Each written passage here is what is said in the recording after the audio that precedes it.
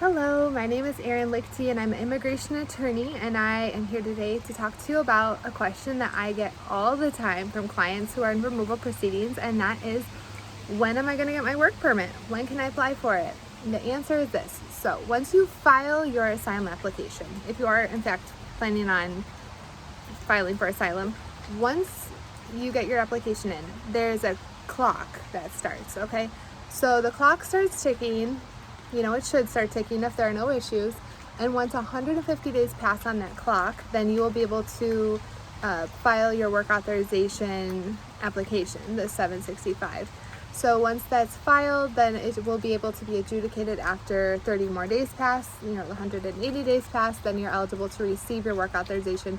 Does not mean you'll actually get it within that 100-day window or the 30 days window after you apply, but that's the goal.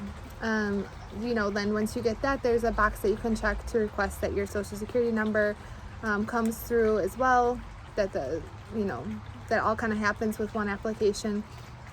So, that's kind of the easy peasy situation. Now, there are scenarios in which that clock would stop. So that could be possibly if you have a fingerprint appointment that you miss. Sometimes the clock will stop for that until you are able to resolve that and get yourself fingerprinted.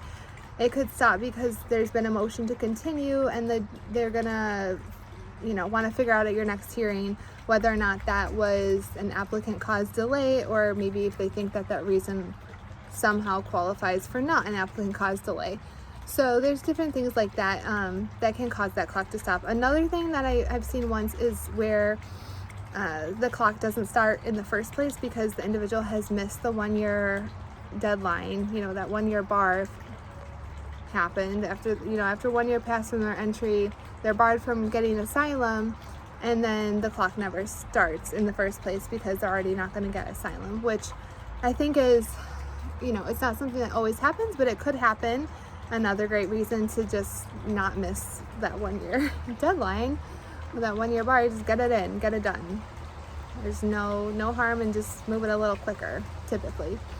So yeah, that's kind of the basic understanding of the work permits. Now, if you are in the situation where you haven't filed your asylum application yet, and your final hearing, the individual hearing, is going to be within less than 150 days, even if you file it now, like today, let's say if your individual hearing is 100 days from now and the judge makes a decision, that's gonna stop the clock too, and the clock won't start again. That time from the appeal won't be accrued back to you unless it gets remanded, and then that time that has passed while it's been on appeal will suddenly get on the clock, and then you'll be eligible for that work permit. Another reason why you just want to apply for asylum as soon as possible. I mean, that would be so sad if you had to wait that whole appeal period and still not be able to get your work authorization. So yeah, those are the basics. And if you have any other questions about how to file for your work authorization, if you want to know more about the clock, or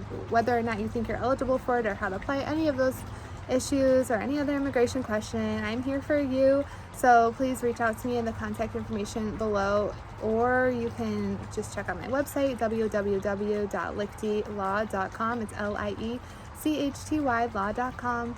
And you can reach out to me on the contact form there. I would love to hear from you, love to hear your story, love to get to know you a little bit and see how we could help you and send you on your immigration journey way. So, all right, have a wonderful day. Bye.